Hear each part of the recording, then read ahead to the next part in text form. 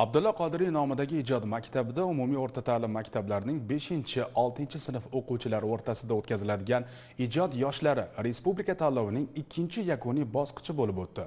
Mazkur tanlov yoshlarning bilim va ijodiy salohiyatini namoyon etish, ularni qo'llab-quvvatlash hamda iste'dodli o'quvchilarni aniqlashga xizmat qildi. Vaholanki dini sharifimiz har nafslik ilm o'qimoqni beshikdan mozorigacha bizlarga farz qilgandi. 11 yoshli Sabina Abdusattorova tanlovning suhbat jarayonida jadid adabiyotining yorqin namoyandasi Mahmud Xo'jabehbudiyning Padarkush asari mazmunini o'z so'zlari bilan mahoratli tarzda bayon etib, hakamlar hay'atida katta taassurot qoldirdi.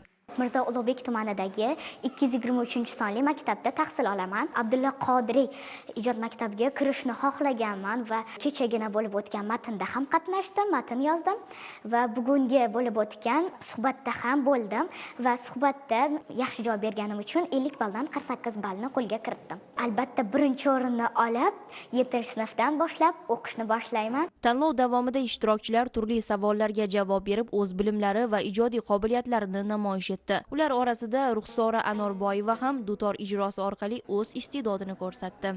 3-bosqichda o'zim dutor chaldim va ijodiy ishlarimni ko'rsatdim. 1-bosqichda esa test bo'ldi. 2-bosqich essay. Hammasi shaffof tarzda bo'lyapti. O'qituvchilar konvertlarni agentlik tomonidan qabul qilib, o'quvchilarga shaffof tarzda ko'rsatyapti.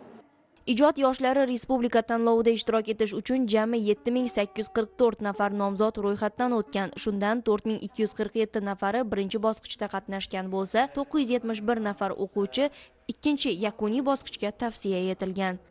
Bugungi kunda respublikamizda 9 ta ijod maktabi faoliyat yuritadi va mana shu 9 ta ijod maktabida ham ayni damda ijod yoshlari tanlovining 3-bosqichi o'tkazilmoqda.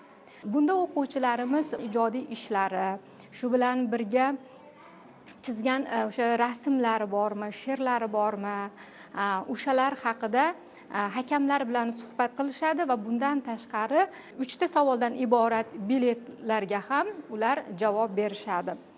Ana shu 3 ta bosqichdan muvaffaqiyatli o'tgan 3 nafar o'quvchi Abdulla Qodiriy ijod maktabiga imtihonsiz imtiyoz asosida qabul qilinadi. Tanlovning suhbat jarayonlarini ota-onalar ham bevosita Zoom platformasi orqali kuzatib borishdi.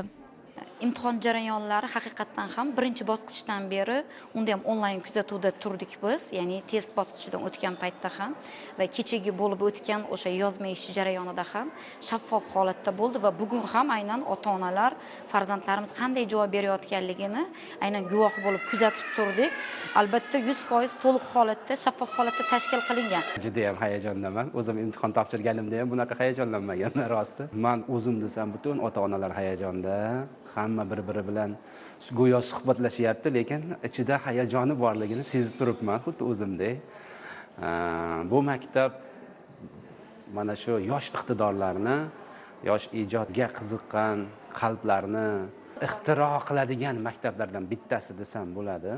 Ma'lumot o'rnida aytish joiz, 2023-yilda faoliyat boshlagan Abdulla Qodiriy nomidagi ijod maktabini bugunga qadar qariyb 150 nafar o'quvchi tamomlagan. Ularning 40 nafarga yaqini xorijning nufuzli oliy ta'lim muassasalarida tahsil olmoqda. Shahnoza Samandarova, Zoir Shavkatov, Poytaxt.